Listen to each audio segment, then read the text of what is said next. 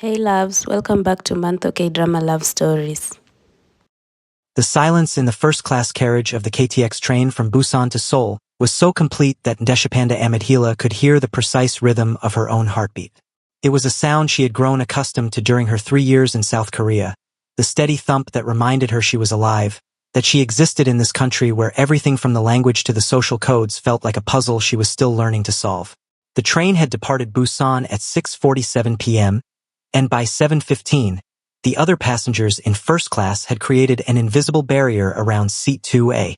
It was fascinating to watch, really.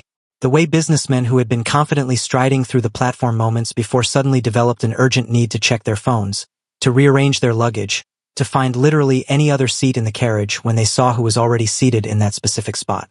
Ndeshi, as she preferred to be called, having grown tired of watching Korean tongues stumble over the full length of her name, observed this phenomenon with the detached curiosity of the environmental researcher she was. She had spent 5 years studying human behavior in relation to ecological systems, and the patterns in this carriage were as clear as any dataset she had ever analyzed. Predator in the vicinity. Prey species exhibit avoidance behaviors. Territory marking evident. The predator in question was a man who seemed to have been carved from shadow and silence. He sat in seat 2A, the one with the most legroom and the best view of the carriage entrance, a strategic position that spoke of someone who needed to see threats before they saw him. His buzz fade was so precisely maintained that it looked like it had been done with a laser rather than clippers. The beard that framed his jaw was equally meticulous, a dark forest of carefully groomed hair that somehow managed to look both sophisticated and dangerous. A single bead of sweat traveled down the back of Ndeshi's neck as she watched him. The air conditioning in the carriage was working perfectly, but there was something about this man that made the temperature feel like it had risen several degrees. His left arm, resting on the armrest, was a canvas of intricate black ink. The sleeve tattoo disappeared beneath the crisp white fabric of his shirt, but what was visible was mesmerizing. A complex pattern of geometric shapes and what appeared to be a traditional Korean tiger, its eyes gleaming with an almost supernatural intensity. Ndeshi had seen tattoos before, of course. Her own people practiced traditional scarification, patterns carved into skin that told stories of lineage and belonging. But this was different. This was art that screamed power. The man had not moved in the 12 minutes since Ndeshi had entered the carriage. He simply sat there, one leg crossed over the other, a tablet in his hands that he appeared to be reading. But Ndeshi noticed that his eyes weren't moving across the screen. They were fixed on the reflection in the window, watching the carriage behind him with the patience of a snake waiting for its prey to make a mistake. Every other seat in first class had been taken by now. Every seat except the one directly across from him. Seat 2B. The Korean businessman who had been walking toward it had frozen mid-stride, his face draining of color as he realized what he was about to do. He had mumbled something about forgetting his luggage and fled back toward the standard class cars.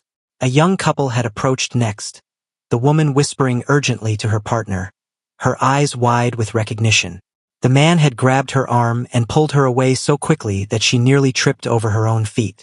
The elderly gentleman with the walking stick had taken one look at seat 2B, then at the man in 2A, and had simply turned around and walked back the way he came, his dignity intact but his survival instincts clearly functioning perfectly. Ndeshi had been standing near the entrance to the carriage, watching this theatrical display of fear with growing amusement. She was 28 years old, a child of the Namibian desert and the American Pacific Northwest, and she had never been particularly good at recognizing danger when she saw it. Or perhaps she recognized it perfectly well and simply refused to let it dictate her choices. The Namibian in her, the part that came from her mother's people, the Avambo tribe with their long history of resilience and resistance, told her that fear was a gift given to prey animals, and she was no one's prey. The Oregonian in her, the part that had grown up in Portland with its eccentric coffee shops and bookstores and people who believed that everyone deserved a chance, told her that this was just a man. A handsome man, certainly. A terrifying man, apparently. But still just a man who occupied one seat on a train.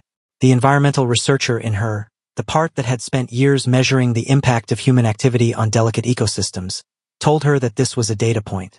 A social phenomenon worth observing up close. And so Ndeshi Amidhila, who had never learned to back down from anything in her life, walked toward seat 2B with the measured stride of someone who had crossed the Kalahari Desert and survived, who had navigated the bureaucratic nightmare of Korean immigration and thrived, who had chosen to study the most endangered ecosystems on the planet because she believed that even the most broken things could be healed. She was aware of the collective intake of breath from the other passengers as she approached. She could feel their eyes on her back, their silent prayers that she would come to her senses and turn around. She could practically hear the thoughts racing through their heads. Does she not know who that is? Is she insane? Is she trying to get herself killed? Ndeshi reached seat 2B and stopped. The man in 2A finally looked up from his tablet. And for the first time, Ndeshi understood why everyone had been so afraid. His eyes were the color of aged whiskey, warm and golden. But there was nothing warm about the way they looked at her. They were the eyes of someone who had seen too much, done too much, and had stopped being surprised by any of it.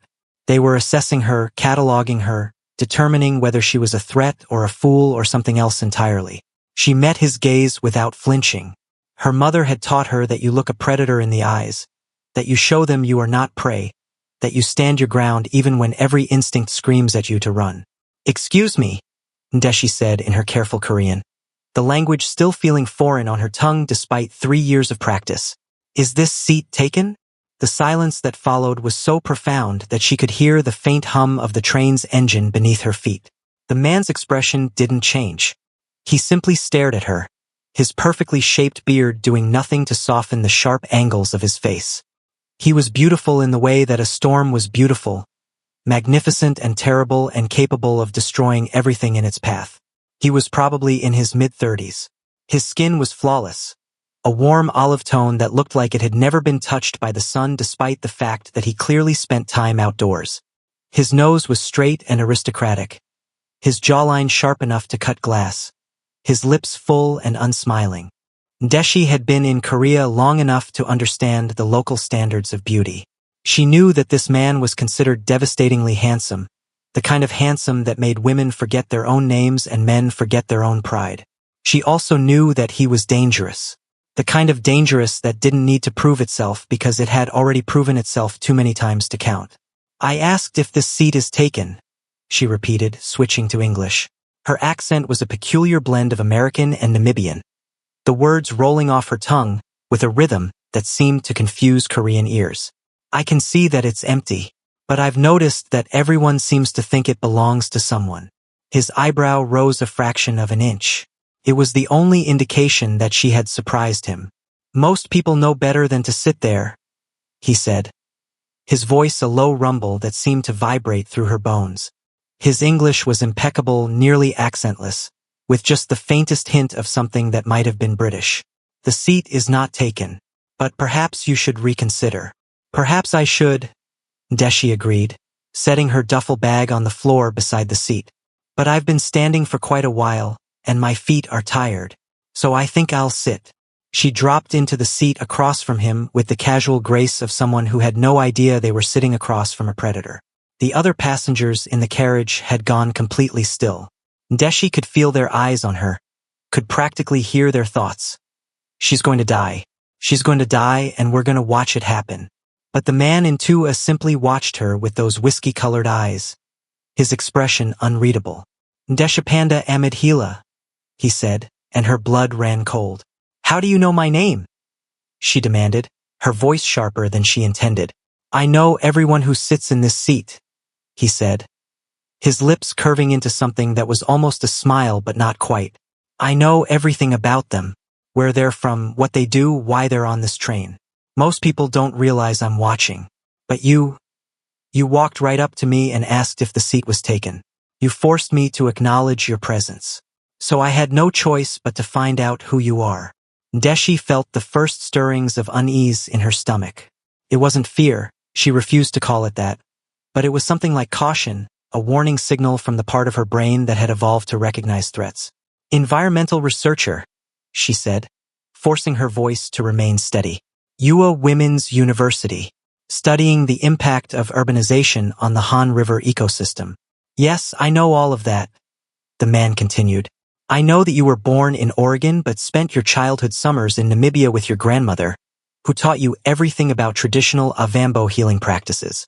I know that you came to Korea 3 years ago because you won a prestigious research fellowship, And I know that you've been trying to get funding for a project that would reintroduce native plant species to the riverbanks, but have been repeatedly denied because your research doesn't align with the government's development goals. Ndeshi stared at him, her mouth slightly open.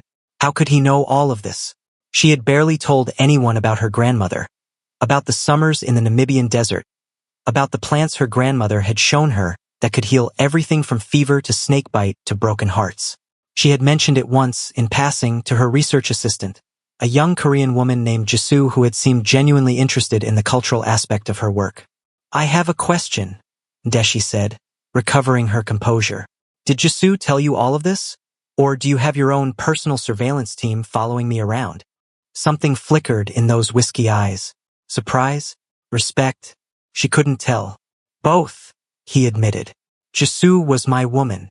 She told me everything I needed to know about the foreign researcher who was making waves at the university. And yes, I have people who follow interesting people. Your woman, Ndeshi repeated, her voice dripping with disgust. Did she have a name? Or was that her official title? She had a name, the man said, his voice flat. But she also had a weakness for money, and I have plenty of that. We had an arrangement. She provided information, and I provided her with the lifestyle she wanted. It was simple. Simple, Ndeshi echoed. Right? Because nothing says simple like selling information about your colleagues to a man who clearly isn't a businessman, despite the expensive suit. The man looked down at his shirt, then back at her. What makes you think I'm not a businessman? The tattoos, Ndeshi said flatly. The fear on everyone's faces. The fact that you called yourself my woman. These are not things that indicate a legitimate career. He was quiet for a moment, and then he did something that surprised her. He laughed. It was a low, rumbling sound that seemed to come from somewhere deep in his chest, and it transformed his entire face. The coldness in his eyes softened. The hard lines of his mouth curved into something almost human, and for just a moment, he looked like a normal man. A handsome man, certainly, but a normal one. Kong Do-hyun, he said, extending his right hand across the table between them. The tattoos on his fingers were intricate, black ink that seemed to writhe in the fading light of the setting sun. Go-eun-woo, he said, I apologize for being in your seat. I know that this particular spot is reserved for you, and I've interrupted your journey. Nobody forced you to sit here, Ndeshi said, her eyes narrowing with suspicion. The only reason people avoid this seat is because they're afraid of you. But you're not afraid of me? Why would I be afraid of you? She countered, her voice steady. I'm not afraid of bullies. Bullies? Go-eun-woo repeated, and Ndeshi could hear the amusement in his voice. Is that what you think I am? A bully? I think you're a man who has cultivated a reputation for being dangerous, Ndeshi said, meeting his gaze without flinching. I think you enjoy the fear in people's eyes when they see you, and I think you have surrounded yourself with people who are willing to do terrible things just to be close to you. I don't know what the people in this country call you. I've heard whispers of mafia and shadows and hidden kings, but I don't know what the truth is. But whatever you are, you're not a bully. A bully would have thrown me off this train by now. A bully would have made me regret sitting here. You haven't done that. Go-eun-woo was silent for a long moment, and Ndeshi watched the emotions play across his face. Surprise, curiosity, and something that might have been respect. You're interesting, he said finally. I haven't met anyone like you before. I'm sure you say that to all the women who sit across from you on trains, Ndeshi said dryly. I'm sure there are more than I'd like to imagine. Not really, Go-eun-woo said. Most women don't sit across from me on trains. Most people don't do a lot of things around me, actually. I've gotten used to it. Doesn't that bother you? Ndeshi asked, and she was genuinely curious. Doesn't it bother you that people are terrified of you? It used to, he admitted, his voice softening just slightly. When I was younger, I wanted people to like me. I wanted them to see me as someone worth knowing. But I learned quickly that there are only two ways to make people see you that way. You can either be someone they look up to, or you can be someone they fear. And being looked up to requires a lot of work. So you just gave up and decided to be feared instead? Something like that, he said, and there was something almost vulnerable in his expression. Something that made Ndeshi feel like she was seeing a crack in the armor he had built around himself. The train passed through a tunnel, and for a moment, There was only darkness. Ndeshi could feel the weight of Go Eun-woo's gaze on her, could feel the tension in the air between them. Not fear, exactly, but something electric and charged. When the light returned, he was still looking at her. "What are you thinking about?" he asked. "I'm thinking about how strange this is," Ndeshi admitted. "I'm sitting on a train, across from a man who basically admitted he's a crime lord, and we're talking about fear and vulnerability like we're old friends." "Who said I was a crime lord?" "The tattoos," Ndeshi said. "The fact that you have people following me. The fact that everyone on this train is terrified of you. It doesn't exactly scream humanitarian work." "Maybe I'm a secret humanitarian," he said, and Ndeshi could hear the smile in his voice. "Maybe I'm just pretending to be a crime lord so that people will leave me alone." "Are you?" "No," he admitted, his voice dropping. "I'm exactly what you think I am." The train pulled into a station, and Ndeshi watched as several passengers scurried past them, their eyes fixed on the floor, their pace quickening to get away. "Seoul is getting closer," Go Eun-woo said. "Do you have someone waiting for you?" "I didn't tell anyone I was coming back," Ndeshi said. "I like to be alone when I travel." "That's funny," he said. "The environmental researcher who studies the impact of humans on ecosystems prefers to be alone." "Alone is different from lonely," Ndeshi said. "I've never been lonely. I have my work, and I have my grandmother, even though she's thousands of miles away. I have my memories of the desert and the ocean and the people who taught me what it means to be alive. I don't need to be surrounded by people to feel whole." Go Eun-woo said nothing for a long moment. "Tell me about your grandmother," he said. "What? Tell me about her. What did she teach you?" Ndeshi blinked, genuinely surprised by the question. No one had ever asked her that before. Not her colleagues, not her friends in Korea, not even Jisoo, who had seemed so interested in her cultural background. "She taught me about the plants," Ndeshi said slowly, unsure why she was opening up to this stranger. "About the ones that could heal and the ones that could harm. She taught me about the spirits that live in the trees and the rivers, and how we have to be careful not to offend them. She taught me that the world is alive, that everything is connected, that we are just one part of a larger whole." "That sounds like a good thing to know," Go Eun-woo said. "It is," Ndeshi agreed. "It's the only thing that's ever made sense to me. The idea that we're all connected, that we all matter, that everything we do has a ripple effect that we can't even begin to understand. It keeps me humble." "Humility," Go Eun-woo said, and the word came out slowly, as if he was tasting it for the first time. "That's a word I haven't heard in a long time."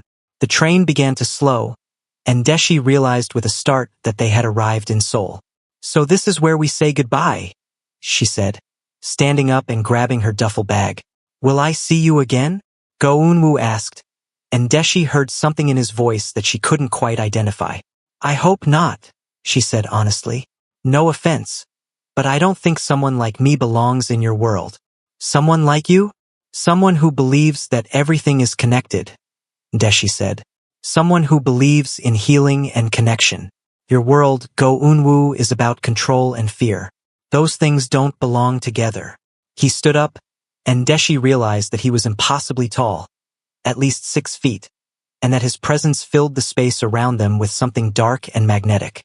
"Maybe they belong together more than you think," he said, his voice so soft that only she could hear it. "Maybe healing and control are not as different as you imagine." The train doors slid open, and Ndeshi stepped out into the Seoul night, and for just a moment, she felt his gaze on her back, warm and assessing, and she knew that this was not the last time she would see Go Eun-woo. The morning after the train ride found Ndeshi Amadhila in her cramped office-tel in Hongdae, staring at the ceiling and trying to convince herself that the previous night had been a dream. The room smelled like her grandmother's herbs, a blend of dried marula leaves and morina powder that she kept in small cloth pouches hanging from the window.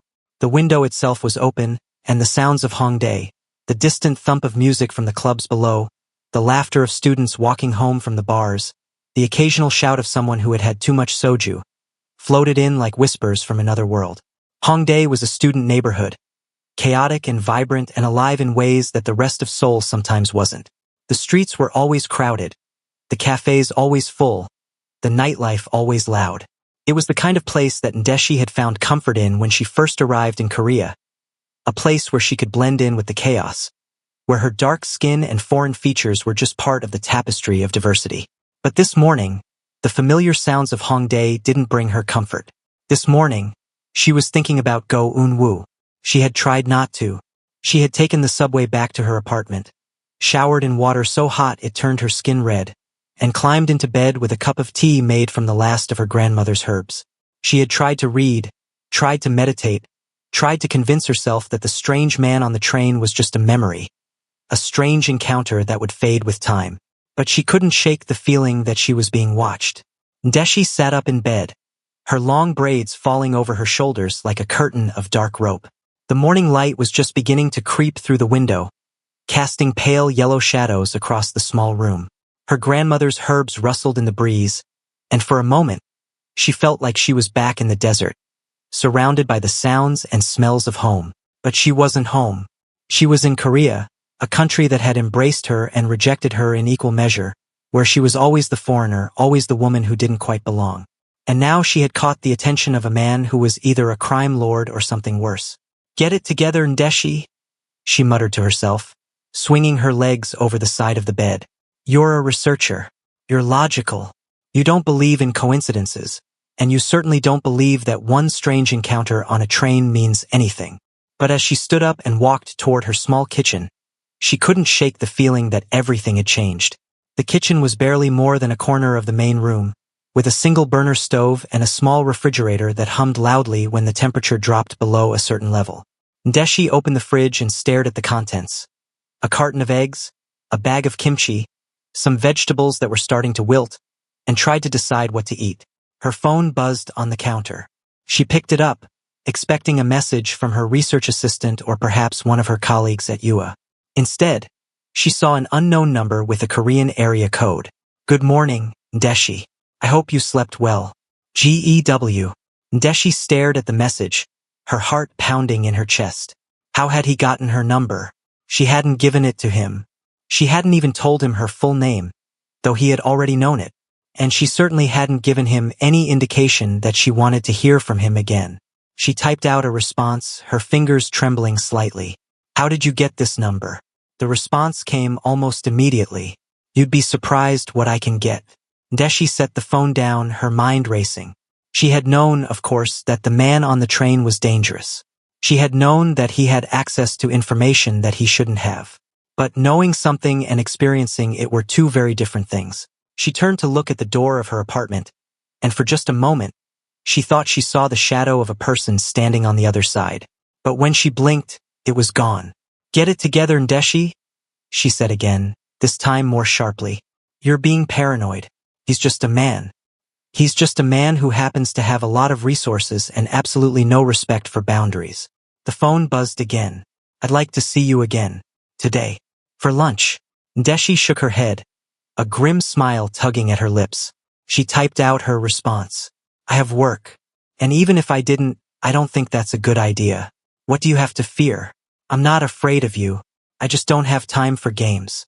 "Who said anything about games? I want to talk about the environment." Ndeshi snorted, but she couldn't stop the smile that spread across her face. "You want to talk about the environment? The man who probably owns half the construction companies in Seoul wants to talk about the environment? I own exactly a quarter of them. And yes, I do. I'm concerned about the river, right? I'm sure you are. I'm serious. I have a proposal for you."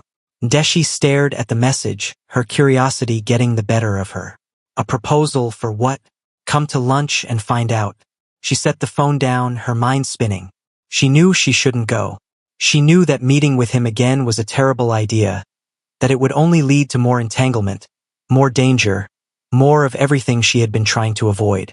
But she also knew that she was curious. The environmental researcher in her wanted to know what proposal he could possibly have.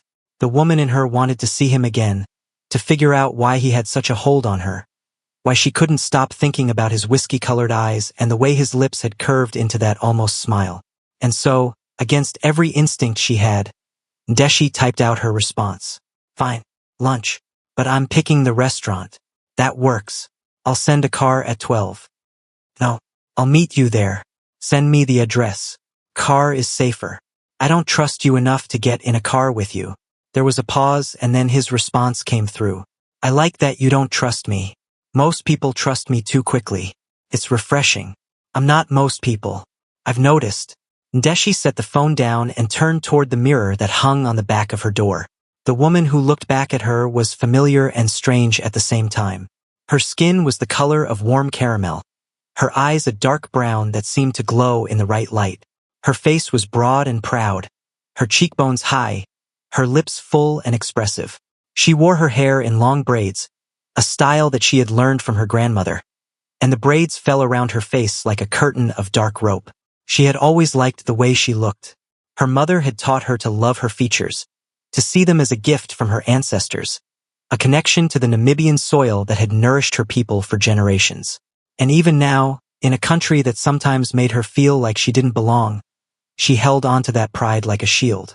But today, as she looked at her reflection, she saw something else. Something new. A spark in her eyes that hadn't been there before. A feeling of anticipation that she couldn't quite explain.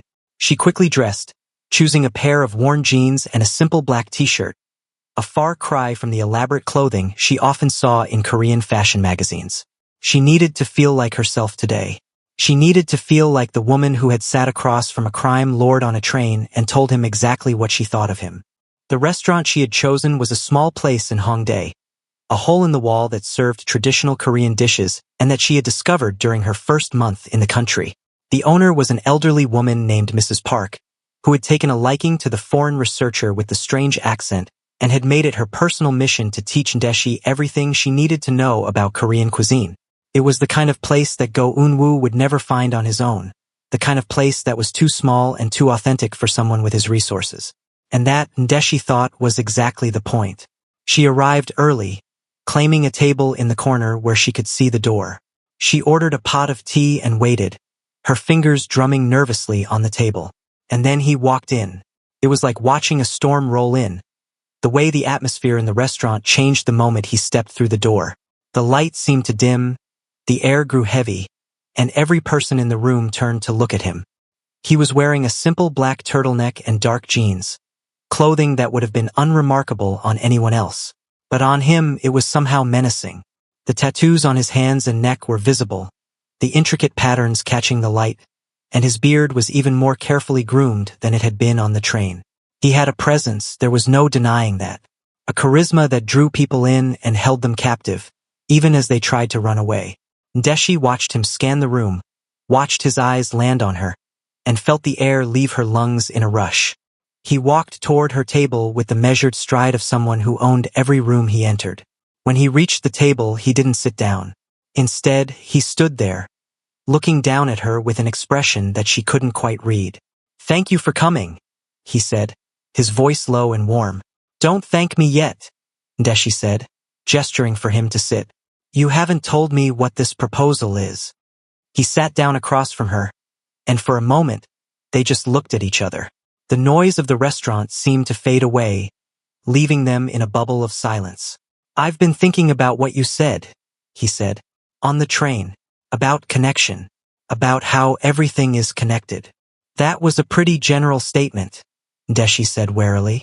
"What about it?" "I realized that I've been living my life the wrong way," he said. "I've been focusing on control and power and fear. But none of those things have made me happy. You don't strike me as someone who wants to be happy." "I didn't think I did either," he admitted. "But then I met you." Ndeshi stared at him, unsure if he was joking. "I'm serious," he said, leaning forward. "You're the first person who ever looked at me like I was just a man. Not a monster, not a legend, not something to be feared. Just a man." "You're not just a man," Ndeshi said flatly. "You're a man who scares people. You're a man who has power and resources and probably a lot of people who want to kill you. I don't think you're a monster, but I also don't think you're just a man." "Fair enough," he said, a flicker of a smile on his lips. "But you didn't run away. You didn't cower. You talked to me like I was human." "Because you are human," Ndeshi said. "Whatever you've done, whatever you are, you're still human. And humans are capable of change." "That's what I wanted to talk to you about," he said. "Change." Ndeshi raised an eyebrow. I have a proposal for you, he said. I want you to help me change. I want you to help me become someone who doesn't need to be feared. I'm not a therapist, Ndeshi said dryly. I'm an environmental researcher. I know, he said. That's why I want your help. You study ecosystems, right? You study how everything is connected. I want you to apply that to my life. I want you to show me how everything I do is connected to everything else. I want you to teach me what you know. You want me to teach you environmental science so you can become a better person? I want you to teach me how to care, he said simply. About people. About the world. About anything. I want to learn how to be someone who deserves to be alive. Ndeshi leaned back, studying him with narrowed eyes. That's a lot, she said finally. And I'm not sure I believe you. I don't expect you to believe me, he said. I know that trust has to be earned, but I'm willing to earn it. I'm willing to do whatever it takes. And why me? Ndeshi asked. Why not find a therapist or a priest, or someone else who actually knows how to help people? Because you're the only person who made me want to try, he said. You're the only person who looked at me and saw something worth saving. Ndeshi shook her head slowly. You're a very strange man, Go-eun-woo, she said.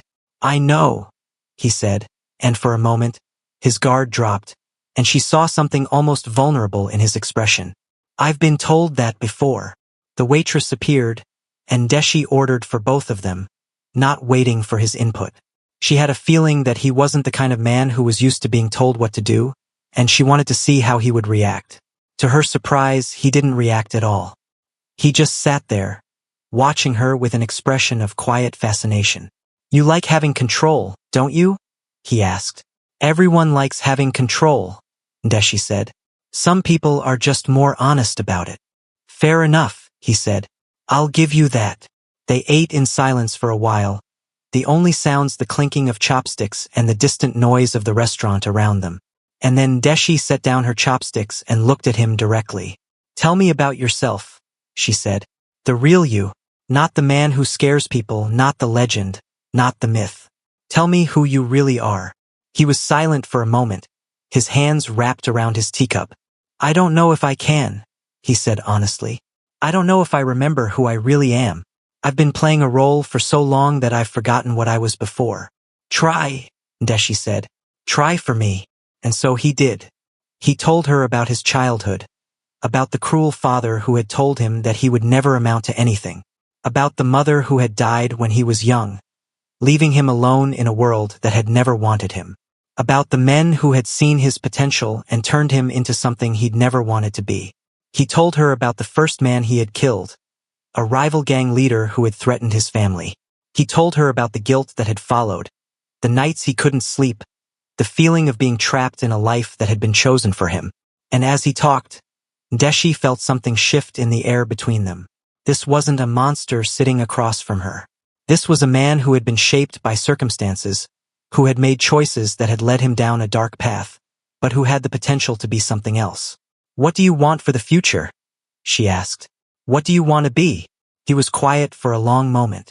I want to be someone who can look at himself in the mirror without flinching, he said.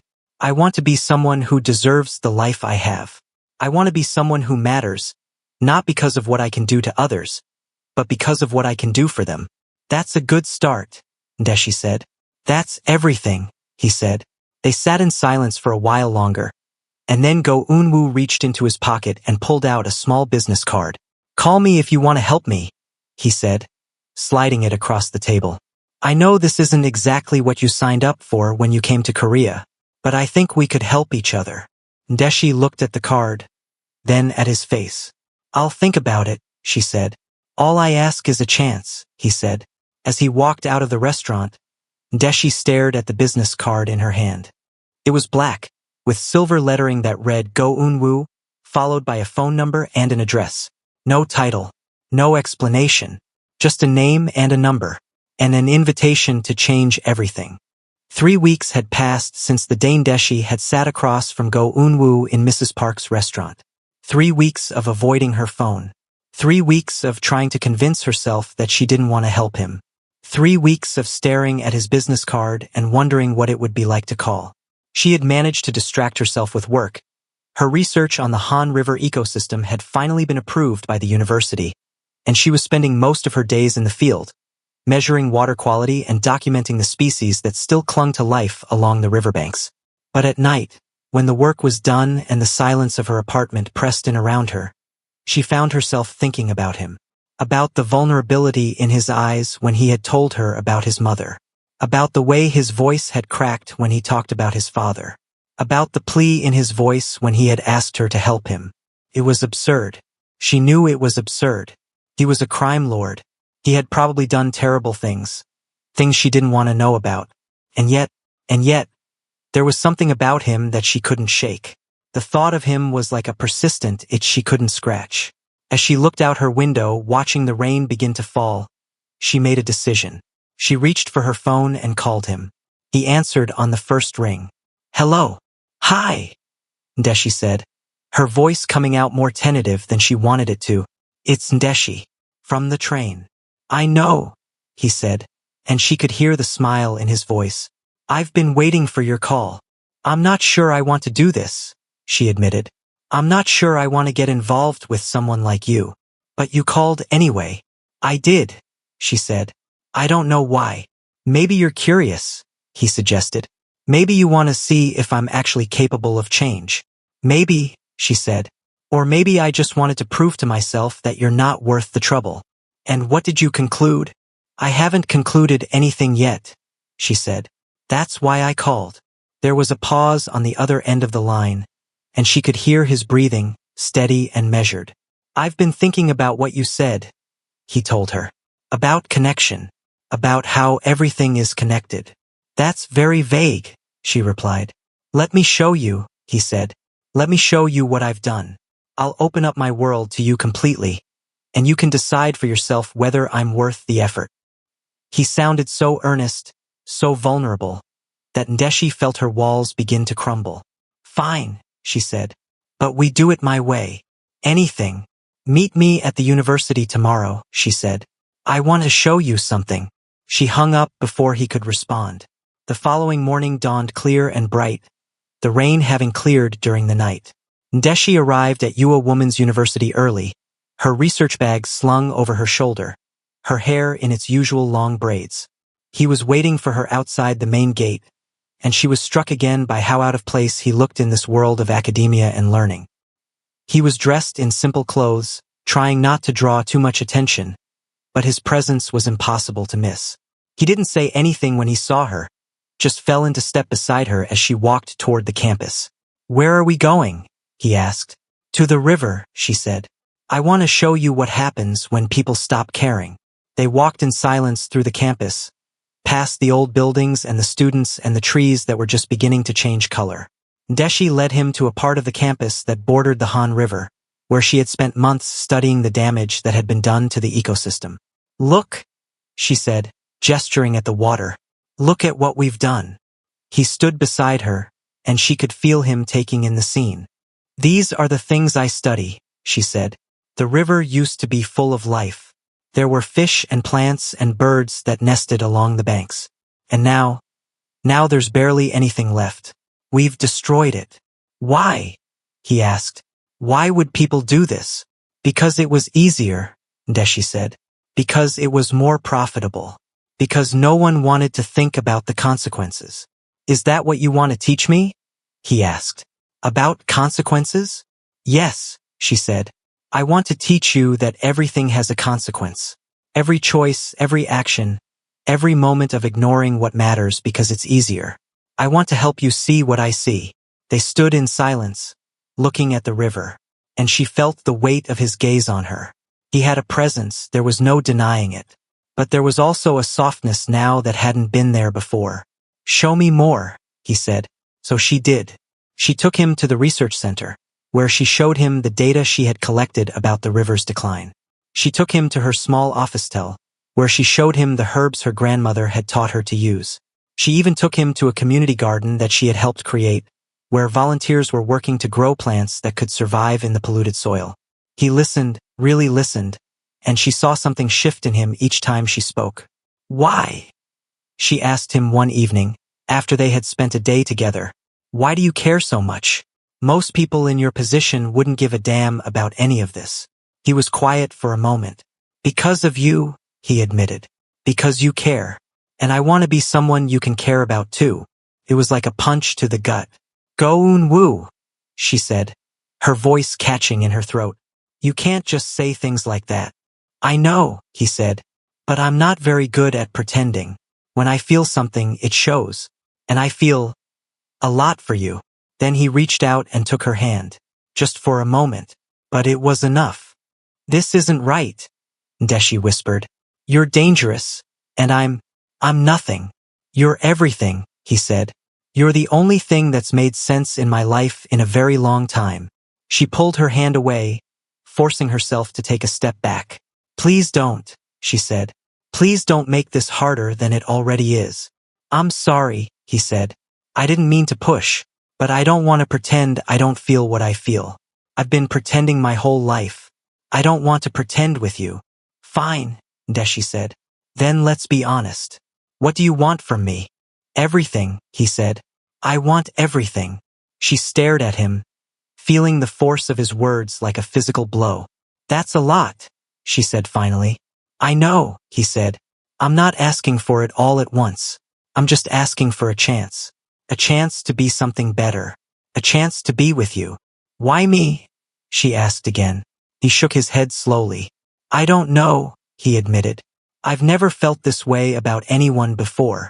There's just something about you that makes me want to be a better man. I'm not special, she said. There are plenty of women who could help you. Maybe, he said, but none of them are you. He stepped forward and took her hand again, and this time she didn't pull away. She felt the warmth of his palm against hers and felt her resolve begin to crack. This is a bad idea, she whispered. I know, he said, but I've never been good at good ideas. She laughed despite herself, then looked at him with something that might have been hope. Fine, she said. I'll help you, but you have to promise me something. Anything. Promise me that you'll try, she said. Really try. Not for me, but for yourself. I don't want to be the reason you change. I want you to change because you want to be better. That's the only reason I would change, he said. They stood there, hands clasped together, and the world seemed to fade away. And then Ndeshi remembered her grandmother's words, spoken to her so many years ago. When you meet someone who makes you want to be better, hold on to them. They are the rarest gift the universe can give you. She looked at Go-un-woo, this broken, dangerous, vulnerable man, and she knew that she had found that rare gift. Okay, she said. I'll help you. For the first time, he smiled. Months passed, and Ndeshi watched Go-un-woo change. It was subtle at first, the way he started looking at people differently, asking them how they were feeling, showing interest in their lives. He began to reach out to his family, trying to rebuild the bridges he had burned. He started to care about something beyond his empire. And through it all, Ndeshi was there, guiding him, supporting him, pushing him to be better. Have you thought about what you want to do? She asked him one night, as they sat in his penthouse apartment, looking out over the Seoul skyline. I don't know, he admitted. I've been so focused on being better that I haven't thought about what I want to do. I know I want to leave this life, but I don't know how to become something else. He was more relaxed now, more comfortable in his own skin. The tattoos on his neck and hands were still visible, but he'd started wearing long sleeves to cover them up when he went out in public. His hair was growing out, the buzz fade no longer as sharp as it once was. Maybe we should think about it together, Ndeshi said. Maybe you don't have to figure it out alone. He turned to look at her, and his eyes were soft. He reached out and cupped her cheek in his hand. I've been thinking about something, he said, his voice low and intense. Something important. What? She asked, her voice catching slightly. I've been thinking about Namibia, he said. About the places you told me about. The desert, the ocean, the villages where your grandmother lived. I want to see it. I want to see the world that shaped you. It's a long way from Korea, she whispered. I know, he said, but I want to go with you. She was speechless. I want to see the places you love, he said. I want to meet your grandmother. I want to understand where you come from, so I can understand who you are. Are you serious? She asked. More serious than I've ever been about anything, he said. For the first time, Ndeshi allowed herself to hope. What are you saying? She asked, needing to hear the words from his lips. I'm saying I love you, he said. I've loved you since the moment you sat down across from me on that train. I love everything about you. Your strength, your sarcasm, your wit, your heart. I love the way you see the world, the way you see me. I love you, Ndeshi, and I don't want to spend another moment pretending I don't. The world shifted around her. I love you too, she finally managed. His arms wrapped around her, and she felt the strength in his embrace. I want to give you everything, he said. I want to give you the moon and the stars. I want to give you a life that you'll never regret. I want to be the man who deserves you. You already are, she said. You're the man you always should have been. You just needed to find your way. I found my way to you, he said. That's all that matters. The weeks that followed were the most beautiful days of Ndeshi's life. Go Eun-woo stepped away from his business, leaving it in the hands of trusted associates who shared his new vision. He started a foundation focused on environmental restoration, pouring his resources into the very cause that Ndeshi had dedicated her life to. He showed her that he was serious about change, about redemption, about building something that would outlast him. They made plans to travel to Namibia together. He showed genuine interest in learning about her culture, her traditions, the beliefs that her grandmother had passed down to her. He listened with rapt attention when she spoke about her ancestors and their connection to the land.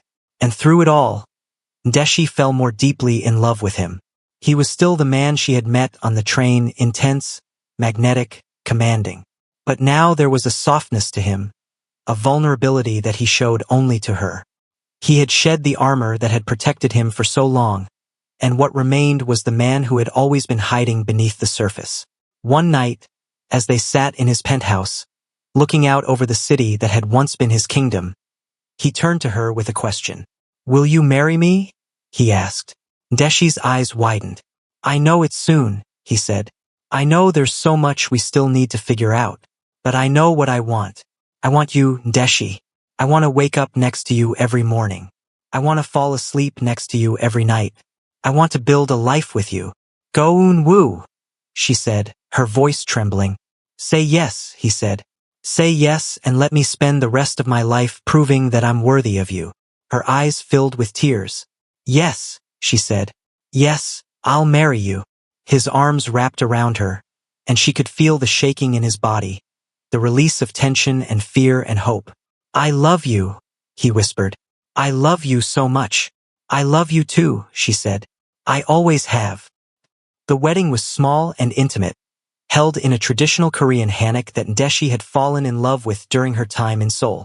Her grandmother had flown in from Namibia, her face weathered and wise, her eyes filled with joy as she watched her granddaughter marry the man who had captured her heart. Go Eun-woo's few remaining family members came as well, wary and uncertain at first, but gradually warming to the woman who had changed their son's life. Go Eun-woo looked at her with such love, such tenderness, that Ndeshi felt her heart swell with emotion. You're beautiful, he said to her. So are you, she said. The ceremony was simple, but it was perfect. After the wedding, they traveled to Namibia, just as they had planned. Ndeshi showed him the desert where her ancestors had walked, the villages where her grandmother had been born, the ocean that she had loved since she was a child. She introduced him to her family, who welcomed him with open arms, seeing in him the man she had described to them. He was different there, more relaxed, more open. He seemed to shed the last of his old skin, becoming the man he had always been meant to be. This place is beautiful, he said, standing beside her as they watched the sunset over the desert. I understand now why you love it so much. Home is a feeling more than a place, she said. But this place feels like home. Then let's make it our home, he said. Let's build a life here. You can continue your research and I can find something meaningful to do.